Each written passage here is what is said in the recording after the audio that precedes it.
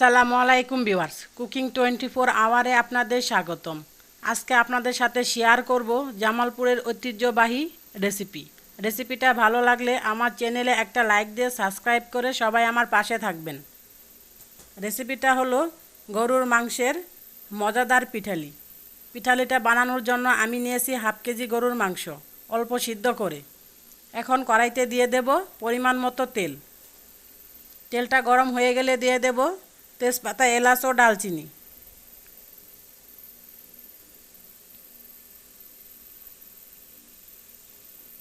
দিয়ে দেব 1 কাপ পরিমাণে পেঁয়াজ কুচি।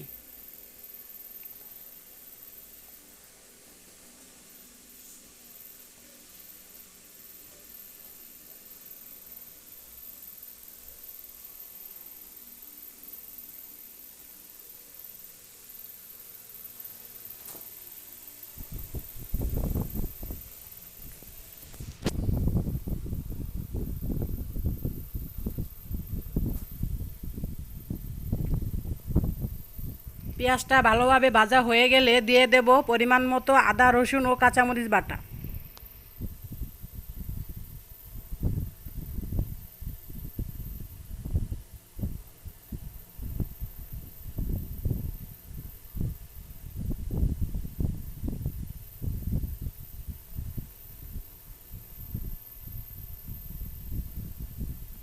কাঁচা মশলাগুলো দেওয়ার পর ভালোভাবে ভেজে নেব।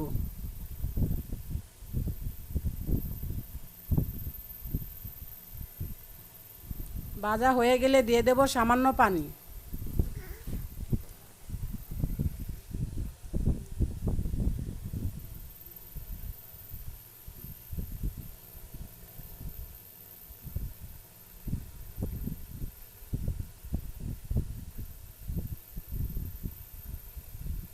দিয়ে দেব পরিমাণ মতো শুকনা মরিচের গুঁড়া ও হলুদের গুঁড়া।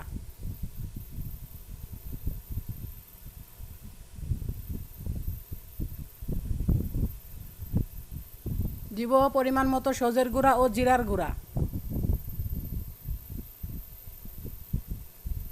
দিয়ে দেব স্বাদ মতো লবণ।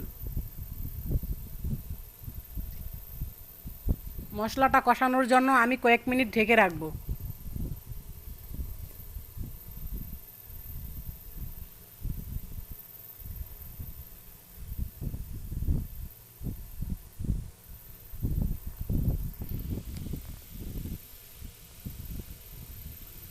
মশলাটা আমার কষানো হয়ে গিয়েছে, কালারটা অনেক সুন্দর হয়েছে। এখন দিয়ে দেব সিদ্ধ করে রাখা মাংসগুলো।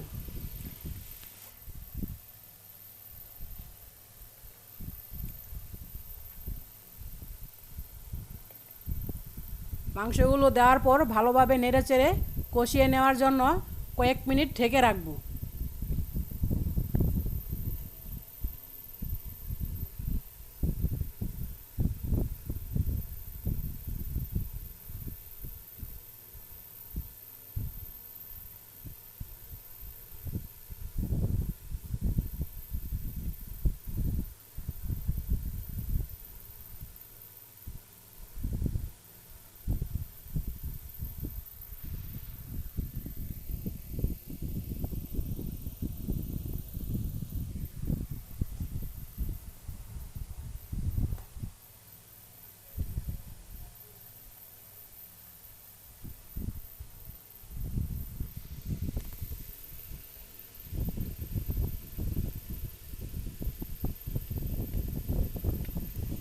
মাংসটা কষানো হয়ে গিয়েছে, দিয়ে দেব পরিমাণ মতো পানি।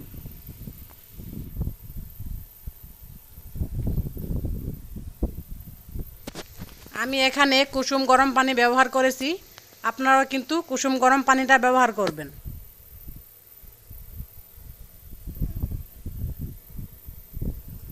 পানিটা দেওয়ার পর বলক ওঠার জন্য কিছুক্ষণ ঢেকে রাখবো। এখন চলে যাব পিঠালিটা বানানোর জন্য।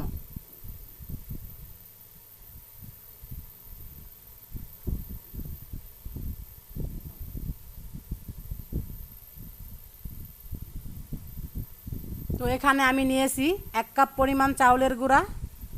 কুসুম গরম পানি দিয়ে ভালোভাবে মিশিয়ে কয়েক মিনিট ঢেকে রাখবো।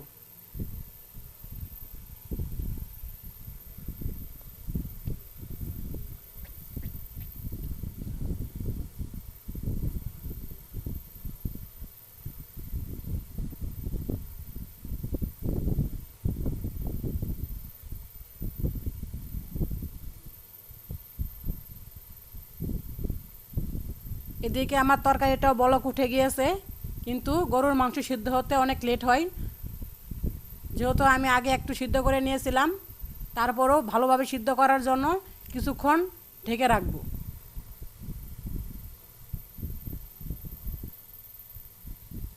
তো মাংসটা আমার পুরোপুরি সিদ্ধ হয়ে গিয়েছে। এখন আমি দিয়ে দেব গুলিয়ে রাখা চাউলের গুঁড়া।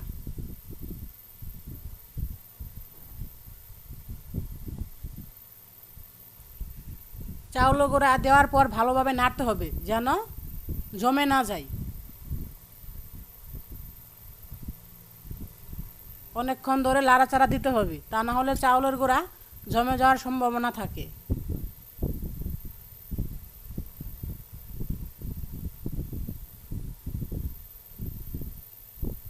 ভালোভাবে নেড়ে চেড়ে মাংসের সাথে চাউলের গুঁড়া মিশিয়ে ফুটিয়ে নিতে হবে।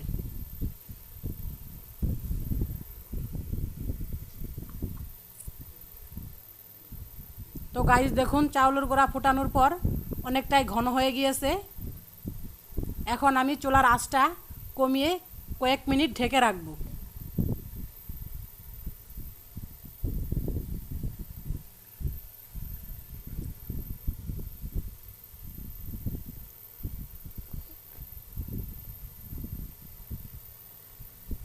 পিঠাটা আমার প্রায় পুরোপুরি রেডি। দিয়ে দেব কয়েকটা কাঁচামরিচ।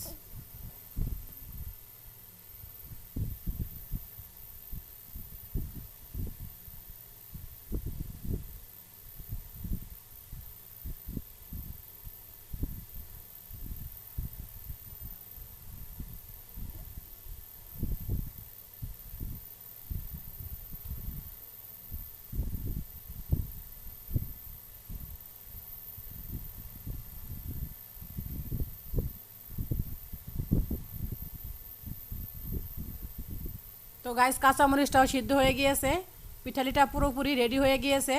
এখন আমি জিরের গুঁড়ো দিয়ে কিছুক্ষণ জাল দিয়ে নামিয়ে নিলেই হয়ে যাবে আমার গরুর মাংসের মজাদার একটা পিঠালি রেসিপি।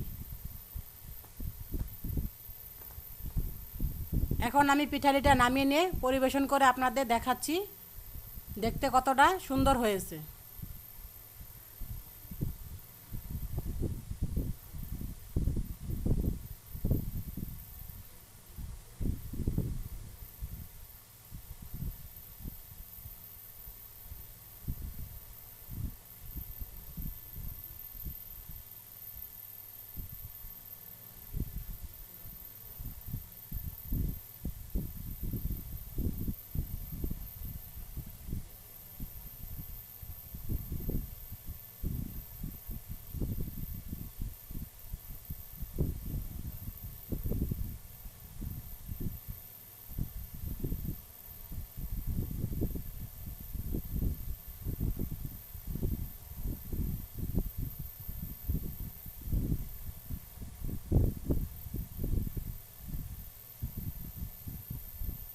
তো গাইস দেখুন, পিঠালিটা কত সুন্দর সফট হয়েছে, দেখতে ঠিক হালিমের মতো দেখতে লাগে, কিন্তু আসলে এটা হালিম না, মজাদার একটা পিঠালি রেসিপি। আল্লাহ হাফেজ।